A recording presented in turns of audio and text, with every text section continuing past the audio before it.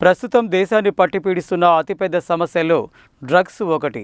భావి భారత నిర్మాణంలో కీలకంగా పనిచేయాల్సిన యువత డ్రగ్స్ మత్తులో పడి జీవితాల్ని చేజేతులా నాశనం చేసుకుంటుంది.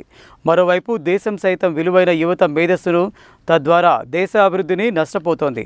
దీన్ని దృష్టిలో ఉంచుకొని తెలంగాణ ప్రభుత్వం డ్రగ్స్ నియంత్రణపై ఉక్కుపాదం మోపాలని నిర్ణయించింది. గంజాయి, డ్రగ్స్ అనేవి యువతను నాశనం చేస్తున్న ప్రధాన మత్తు పదార్థాలు. వీటి మత్తులో పడి యువత తమ భవిష్యత్తును నాశనం చేసుకుంటున్నాయి. ఈ రెండింటికి తోడు కొన్ని రకాల వ్యాధుల నియంత్రణ కోసం ఉపయోగించే మందులను సైతం కొందరు యువకులు మత్తును కలిగించడం కోసం వాడుతుండడం ఆందోళన కలిగిస్తోంది. కొన్ని రకాల టాబ్లెట్లు, ఇంజెక్షన్లు, సిరప్లు అధిక మోతాదులో వాడితే మత్తును కలిగిస్తాయి. దీనిని గుర్తించిన కొందరు యువకులు గంజాయి, డ్రగ్స్ వంటి మత్తు పదార్థాలను కాకుండా రోగాల నియంత్రణకు వాడే మందులను పీలుస్తూ మత్తు లోకంలో విహరిస్తున్నారు.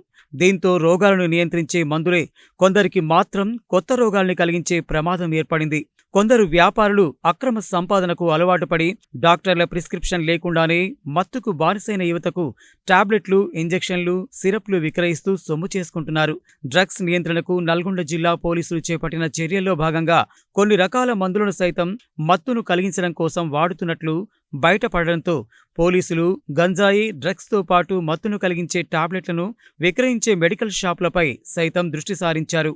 ఇప్పటికే మెడికల్ షాపుల యజమానులతో సమావేశాలు నిర్వహించి షెడ్యూల్ హెచ్ డ్రగ్స్ను డాక్టర్ ప్రిస్క్రిప్షన్ లేకుండా ఎట్టి పరిస్థితుల్లోనే విక్రయించవద్దని మెడికల్ షాపుల యజమానులకు కఠిన ఆదేశాలు జారీ చేశారు. దీంతో మెడికల్ షాపులపై పోలీసులు నిఘా పెరగడంతో మత్తుబాబులకు మత్తును కలిగించే టాబ్లెట్లు, ఇంజెక్షన్లు, సిరప్లు దొరకడం కష్టమవుతోంది. దీంతో టాబ్లెట్ల మత్తును ఆస్వాదించే కొందరు యువకులు స్థానికంగా అవి లభించకపోవడంతో ఇతర ప్రాంతాల నుండి తీసుకువచ్చి వాడడం మొదలుపెట్టారు. అలా ఇతర ప్రాంతాల నుండి తీసుకువచ్చిన మత్తును కలిగించే టాబ్లెట్లను సైతం పోలీసులు ఇటీవలనే పట్టుబడి చేశారు. ఇలా ఎక్కడికక్కడ గంజాయి, డ్రగ్స్తో పాటు మత్తును కలిగించే మందులను సైతం పోలీసులు కట్టడి చేస్తూ నల్గొండ జిల్లాను డ్రగ్ రహిత నల్గొండ జిల్లాగా మార్చేందుకు పోలీసులు విశ్వ ప్రయత్నాలు చేస్తున్నారు. ఇంకోవైపు మత్తుకు అలవాటు పడిన యువతతో పాటు వారి తల్లిదండ్రులకు సైతం పోలీసులు కౌన్సిలింగ్ ఇస్తూ వారిలో పరివర్తన తీసుకొచ్చేందుకు కృషి చేస్తున్నారు.